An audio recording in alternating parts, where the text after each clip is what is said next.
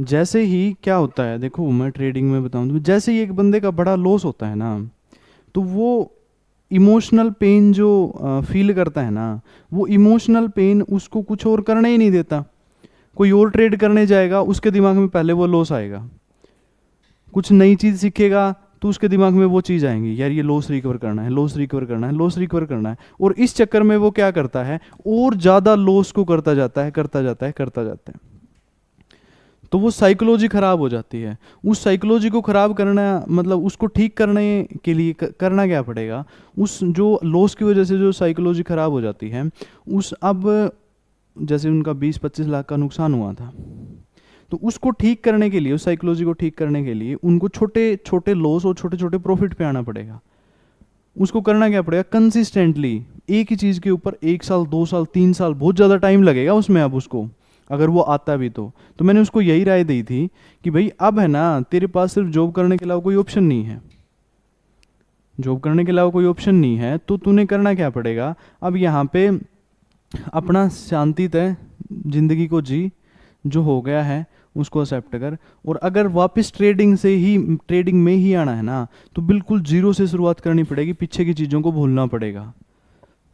Zero से शुरुआत, 50,000 लाख रुपए से शुरुआत करनी पड़ेगी, और छोटे छोटे 1,500 रुपये का प्रॉफिट और 1,500 रुपये का लॉस, अगर ये कंटिन्यू 1 साल तक कर सकते हो ना, तभी वो साइकोलॉजी सुधरेगी।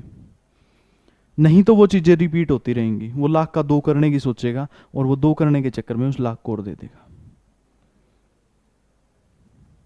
ये चीज़ होती है। जैसे ही एक बड़ा लॉस होता है, बड़ा लॉस होने के बाद में क्या होता है, साइकोलॉजी खराब होती है। उसको ठीक करने के लिए टाइम, नॉर्मल बंदे से टाइम ज़्यादा लगेगा, टाइम ज़्यादा लगेगा, और उसको कम प्रॉफिट और कम लॉस में सेटिस्फैक्शन करना पड़ेगा। एक चीज़ के ऊपर काम करना पड़ेगा कंटिन्यू, और एक चीज़ के ऊपर काम करते करते करते करते कम प्रॉफिट और कम लॉस में सेटिस्फाइड होना पड़ेगा। अब उसने 25-25 लाख के नुकसान देखे हैं, वो 5, 10, 20, 50 हज़ार में तो वो गर्म भी नहीं होगा।